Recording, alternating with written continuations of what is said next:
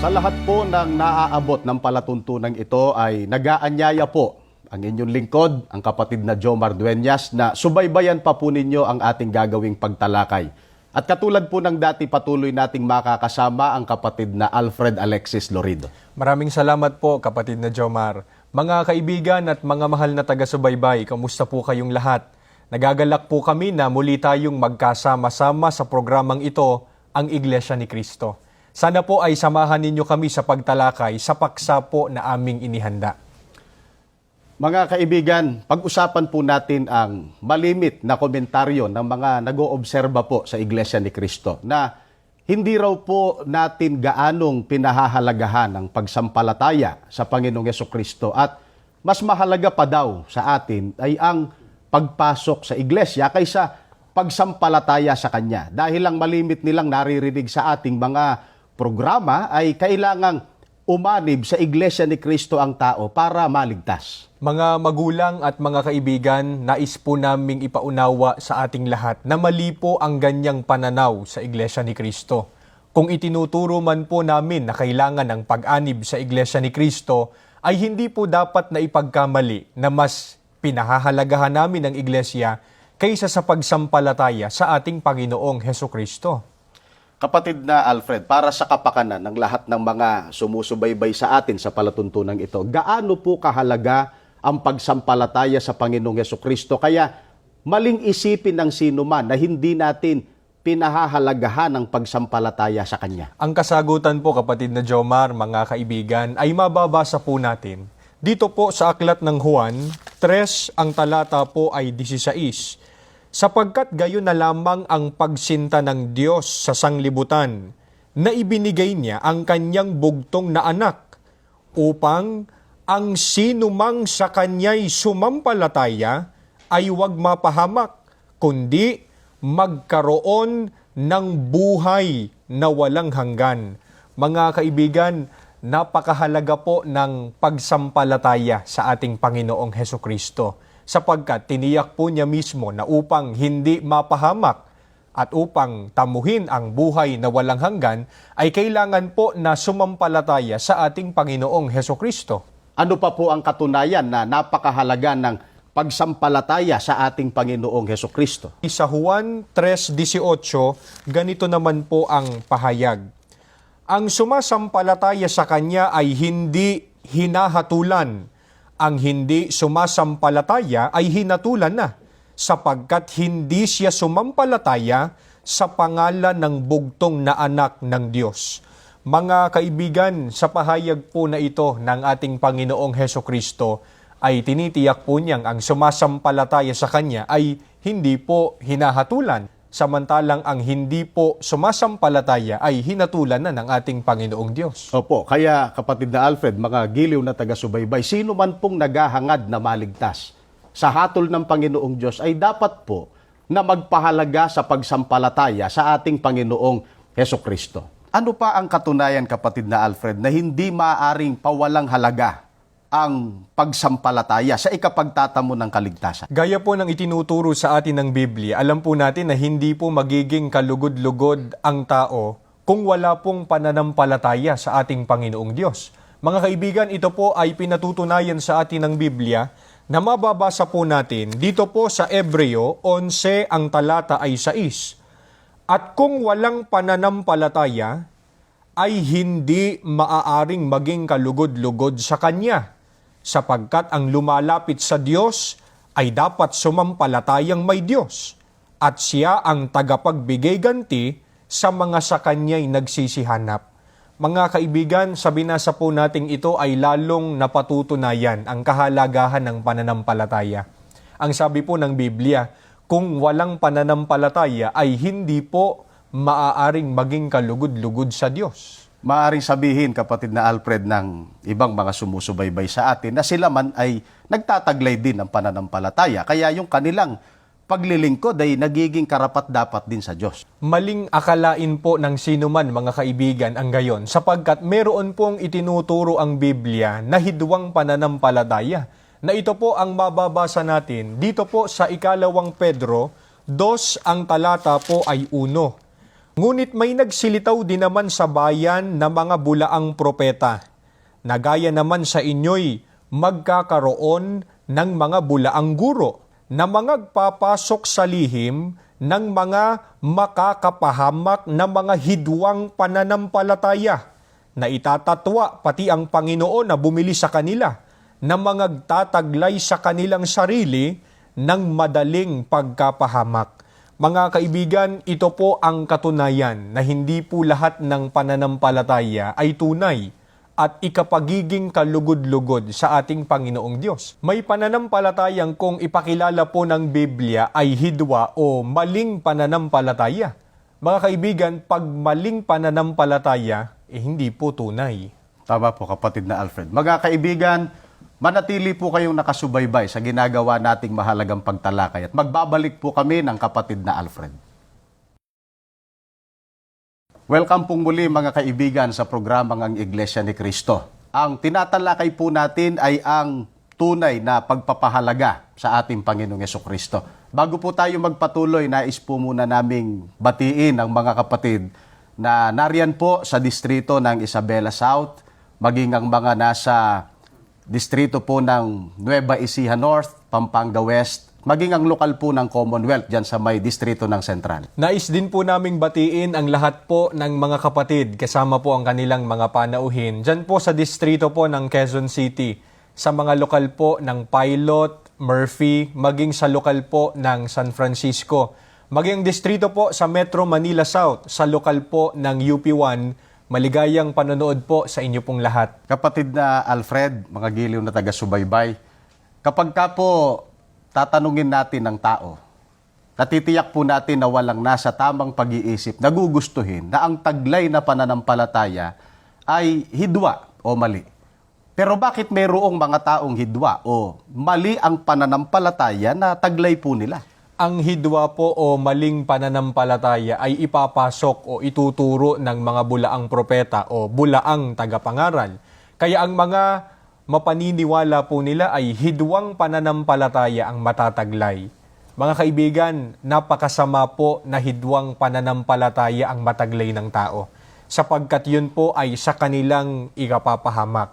Kaya dapat po na siguruhin ng tao na tunay po ang pananampalatayang kanyang tinataglay. Opo, kapatid na Alfred, mga kaibigan, ang totoo, pagka po tinanong natin ang mga tao kung tunay ang taglay nilang pananampalataya, tiyak na ang isasagot po nila tunay ang kanilang pananampalataya. Kaya napakahalaga pong malaman ng bawat isa sa atin, mga giliw na taga-subaybay, paano po matitiyak ng tao kung tunay nga ang pananampalatayang taglay niya? Meron bang itinalaga na makapagtuturo ng tunay na pananampalataya? Meron pong itinuturo sa atin ng Biblia. Mga kaibigan, pakinggan po natin ang nakasulat. Dito po sa unang Timoteo, 2 ang talata po ay 7, pakinggan nating mabuti. At dahil dito, ako'y hinirang na tagapagbalita, apostol at tagapagturo ng tunay na pananampalataya sa mga hintil. Sinasabi ko ang katotohanan, hindi ako nagsisinungaling. Mga kaibigan, ang mga hinirang po o pinili ng ating Panginoong Diyos bilang tagapagsalita o tagapangaral, tulad po ni Apostol Pablo, ang tagapagturo po ng tunay na pananampalataya. Kaya hindi po kahit sino ay makapagtuturo ng tunay na pananampalataya. Pero alam po natin, kapatid na Alfred, mga giliw na taga-subaybay, marami po sa ngayon ang mga nagpapakilalang sila man daw ay hinirang o pinili ng Panginoong Diyos. Kaya mahalaga po na mapansin ng bawat isa kung ano po ang isa sa mga katangian ng hinirang para magturo ng tunay na pananampalataya, katulad po, kapatid na Alfred, ng apostol na si Pablo. Sa talata pong binasa natin kanina ay sinabi po ni Apostol Pablo na sinasabi ko ang katotohanan, hindi ako nagsisinungaling. Kaya hindi po dahil sinabi ng isang nangangaral na siya po ay hinirang o pinili ng ating Panginoong Diyos, ay basta na lamang natin silang paniniwalaan. Mga kaibigan, dapat po nating suriin kung ang sinasalita o itinuturo ba nila ay katotohanan. Sapagkat kapag ka ang itinuturo po o sinasalita nila ay hindi naman katotohanan. Bagkus po ay kasinungalingan pa, ang gayon po ay hindi makapagtuturo ng tunay na pananampalataya. Papaano po natin ngayon malalaman, kapatid na Alfred at mga giliw na taga-subaybay, kung katotohanan nga po ang itinuturo ng isang tagapangaral? Saan po ba naroroon ang katotohanan? Ang katotohanan po ay nasa Ebanghelyo. Tulad po ng itinuturo din ni Apostol Pablo sa kanyang sulat sa mga Kristiyano. Pakinggan po natin ang kanyang pahayag. Dito po sa Kolosas, 1 ang talata po ay 5. Dahil sa pag-asa na natataan para sa inyo sa langit, na nang una ay inyong narinig, sa salita ng katotohanan ng Ebanghelyo. Mga kaibigan, ang tagapagturo ng tunay na pananampalataya ay hindi po nagtuturo ng iba sa itinuturo po ng Biblia. Kapag ka iba na po sa sinasabi ng Biblia ang itinuturo ng sinumang tagapangaral at tinanggap ng kanyang pinangangaralan, hindi po tunay na pananampalataya ang matataglay nila, kundi hidwang pananampalataya na po at yun po ay sa kanilang ikapapahamak. Opo, pero kapatid na Alfred, mga giliw na taga-subaybay, sinasabi po ng maraming mga tagapangaral ngayon na katotohanan daw po ang kanilang itinuturo, pagkat Ebanghelyo o Biblia rin po ang kanilang ipinangangaral. Kaya nakapagtuturo raw sila ng tunay na pananampalataya. Ang mahalagang tanong po, dahil ba Biblia rin ang kanilang binabasa ay katotohanan na nga ang kanilang ipinangangaral? Napakadaling sabihin po nun, kapatid na Jomar. Subalit mga kaibigan, ang dapat po nating suriin kung totoo po bang katotohanan ayon sa Ebanghelyo ang kanilang ipinapangaral. Opo, at mga kaibigan, ano po ang halimbawa ng katotohanan na itinuro po ni Apostol Pablo na tagapagturo ng tunay na pananampalataya? Ang babasahin ko po sa inyo, mga kaibigan, ay sulat po ni Apostol Pablo kay Timoteo. Sa ikalawang Timoteo, 1 ang talata po ay 13, pakinggan po nating mabuti. Gawin mong batayan ang mga aral na itinuro ko sa iyo. Yamang ang mga ito'y pawang katotohanan. Manatili ka sa pananampalataya at pag-ibig na tinanggap natin sa pakikipag-isa kay Kristo Jesus. Mga kaibigan, ito po ang halimbawa ng itinuro ni Apostol Pablo na tagapagturo po ng katotohanan at nagtuturo ng tunay na pananampalataya. Itinuro po niya ang pakikipag-isa sa ating Panginoong Hesukristo. Kaya ang tagapagturo po ng tunay na pananampalataya sa ating Panginoong Hesukristo at ang mga naturuan ng tunay na pananampalataya ay nakipag-isa po sa ating Panginoong Hesukristo at hindi po nagpahayag lang na sila po ay sumasampalataya sa Kanya. Opo, kapatid na Alfred, pero meron pong mga tao na nagsasabing nagawa na raw po nila yung pakikipag-isa sa ating Panginoong Hesukristo sa paraang sumampalataya raw sila at tinanggap nila ang Panginoong Hesukristo bilang tagapagligtas. Kaya mga kaibigan, napakahalaga pong malaman natin at maunawaan kung paano makikilala ang mga nakipag-isa, tunay na nakipag-isa sa ating Panginoong Hesukristo. Ang babasahin po natin ay patuloy na pagtuturo sa atin ni Apostol Pablo sa mga Kristiyano sa unang Korinto, 1 ang talata po ay 9. Tapat ang Diyos na tumawag sa inyo upang kayo'y makipag-isa sa Kanyang anak na si Hesukristong ating Panginoon. Mga ginigiliw po naming taga-subaybay, ang mga nakipag-isa po sa ating Panginoong Hesukristo ay tinawag ng ating Panginoong Diyos.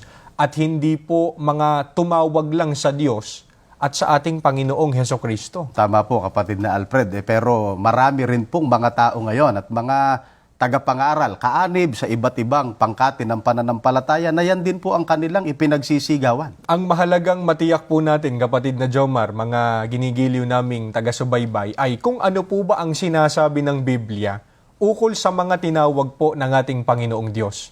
Ang mabuti po ay basahin ko po sa inyo ang nakasulat po dito po sa Kolosas 3:15. At paghariin ninyo sa inyong puso ang kapayapaang kaloob ni Kristo, sapagkat ito ang dahilan kaya kayo tinawag upang maging bahagi ng isang katawan, magpasalamat kayong lagi.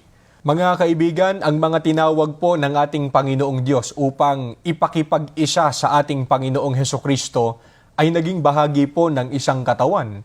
Kaya hindi po nakakalat sa iba't ibang organisasyon ang mga nakipag-isa sa ating Panginoong Hesukristo. Tama po kapatid na Alfred, at maaaring sa mga dati na pong sumusubaybay sa atin ay maaaring alam na po nila kung alin ang binabanggit na katawan. Subalit alang-alang sa mga ngayon pa lamang nanonood at nakikinig sa atin ay ipaalam po natin kung alin ang katawan na doon naging bahagi ang mga tinawag ng Diyos at nakipag-isa kay Kristo. Ang katawan po na binabanggit ni Apostol Pablo ay ang iglesia. Ito po ang pinatutunayan sa atin ng Biblia. Dito po sa Kolosas 1, ang talata po ay 24. Ngayoy nagagalak ako sa aking mga hirap dahil sa inyo, at aking pinupunan sa akin ang kakulangan ng mga hirap ni Kristo sa aking laman dahil sa kanyang katawan na siyang iglesia. Mga kaibigan, ang lahat po ng tinawag ng Diyos at ipinakipag-isa sa ating Panginoong Hesukristo ay nasa loob po ng kanyang iglesia.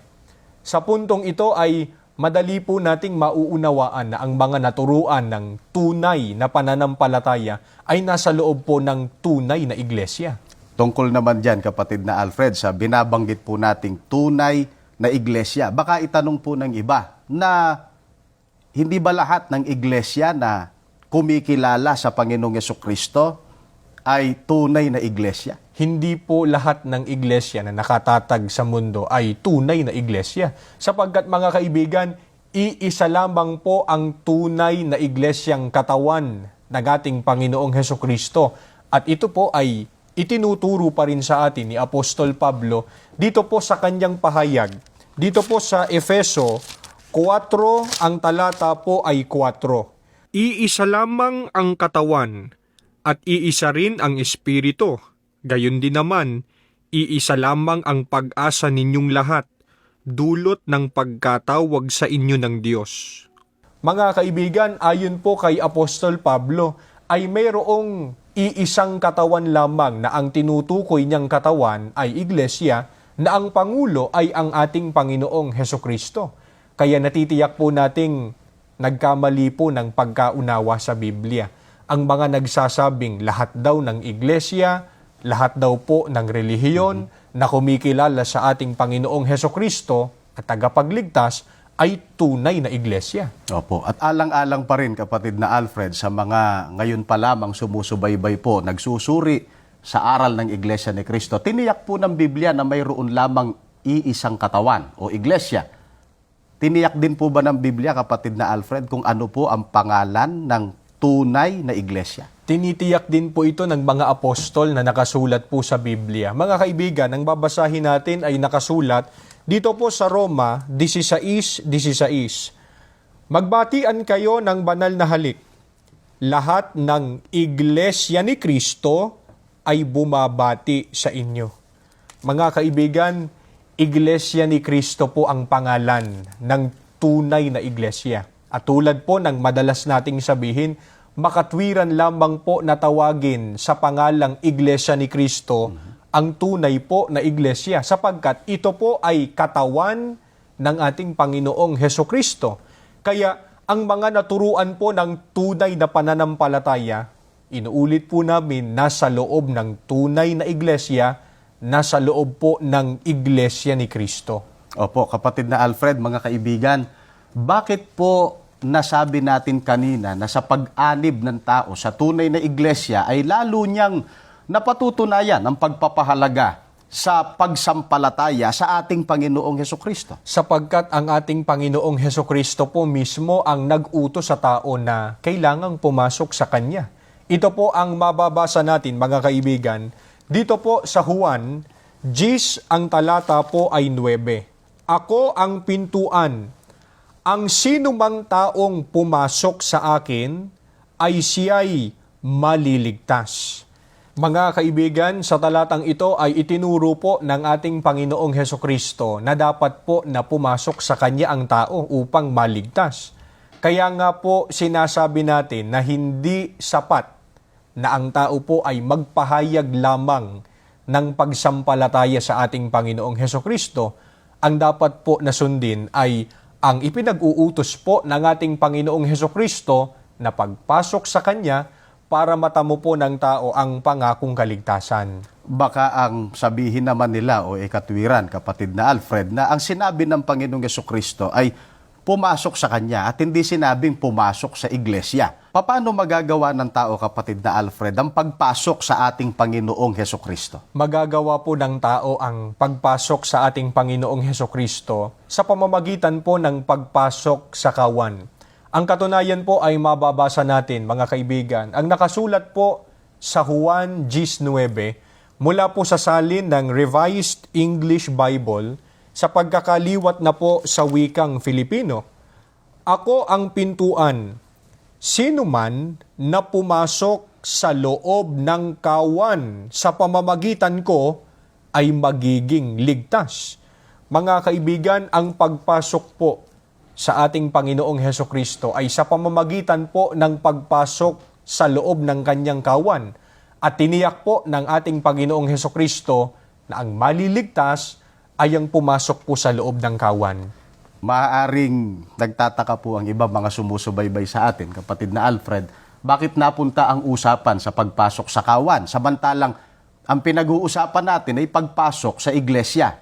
Ano po ba ang kinalaman ng kawan sa iglesia? Ang kawan po na binanggit ng ating Panginoong Hesukristo kanina sa Juan 19 ay ang kanyang iglesia.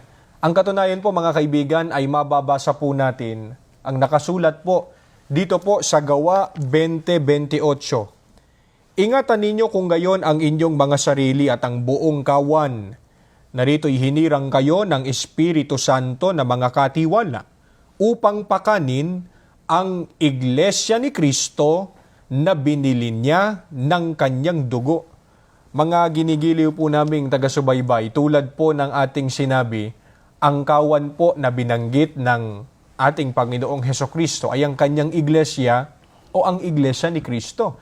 Kaya upang matupad po ng tao ang ipinag-uutos ng ating Panginoong Hesukristo na pagpasok sa Kanya para maligtas, dapat po na pumasok sa iglesia ni Kristo. Kaya batay po sa mga talatang ating binasa, napatunayan po natin na ang mga tunay na nagpapahalaga sa pagsampalataya sa ating Panginoong Hesukristo ay ang mga pumasok sa kanyang kawan o iglesia, na ito nga po ang iglesia ni Kristo. Papaano po, kapatid na Alfred, ang mga tumatangging pumasok sa kawan ng ating Panginoong Hesukristo o sa iglesia ni Kristo? Pero sinasabi po nila, mga kaibigan, na sila man daw ay sumasampalataya rin sa Panginoong Hesukristo. Totoo po ba na sila ay sumasampalataya nga? Mga kaibigan, pakinggan po ninyo ang pahayag dito po sa Juan 10:26, sa isang salin po ng Biblia na The Living Bible, sa pagkakaliwat na po sa wikang Filipino. Ngunit, hindi kayo sumasampalataya sa akin, sapagkat hindi kayo bahagi ng aking kawan. Ito po ang deklarasyon mismo ng ating Panginoong Hesukristo. Ang hindi po bahagi ng kanyang kawan, ang hindi bahagi ng kanyang iglesia ay hindi sumasampalataya sa kanya. Maaring ipagpilitan po ng iba na sabihing kahit wala sila sa iglesia ni Kristo ay sumasampalataya daw po sila.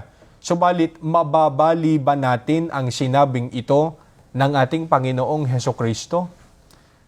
Kaya upang mapatunayan po ng tao na siya ay nagpapahalaga sa pagsampalataya sa Panginoong Hesukristo, ay dapat niyang sundin ang utos na pumasok sa tunay na iglesia, ang iglesia ni Kristo. Sana po ay pinakinabangan ninyo ang ating ginawang pagtalakay. Tayo po ay mananalangin. Panginoon po na aming Diyos, Opo. buong galang po kaming lumalapit sa iyo. Opo. Nag-aalay kami ng maraming pagpapasalamat. Opo. Namamalagi po ang aming hiram na buhay at ang lakas. Opo. Nakapaglilingkod at nakasasamba sa iyong napakabanal na pangalan. Amen. Maraming salamat po sa patuloy na pagkasangkapan mo sa programang ito. Opo. para maituro po ang tunay na pananampalataya. Opo. Ang mga aral mo na nakasulat sa Biblia Opo. na dapat pong sampalatayanan ng mga tao. Amen. Salamat po, tinawag mo kami sa loob ng Iglesia ni Cristo Amen. na isagawa namin ang karapat-dapat na paglilingkod sa iyo. Amen. Hinihiling po naming mga magkakapatid, Opo. maging ang mga taong sumusubaybay sa amin sa pagkakataong ito Opo. na hindi pa po namin kapananampalataya, Opo. matawag din na mapaanib sa loob ng Iglesia ni Cristo, Amen. makasama po namin sa tunay at karapat-dapat na paglilingkod, Opo. makasama namin sa kaligtasan pagdating ng araw ng paghukom. Amen. Panginoong Hesus, lumalapit din po kami sa iyo. Opo. Pakipamagitan sa Ama ang aming mga panalangin. Opo. Pakilakip na rin po ang kapatawaran ng aming kasalanan. Amen. Mamalagi po kaming nakaugnay Opo. sa diwa at sa layunin ng pamamahala. Amen. Ang lahat po ng ito amin pong hinihiling Opo. sa pangalan po ni Jesus na aming dakilang tagapagligtas. Amen.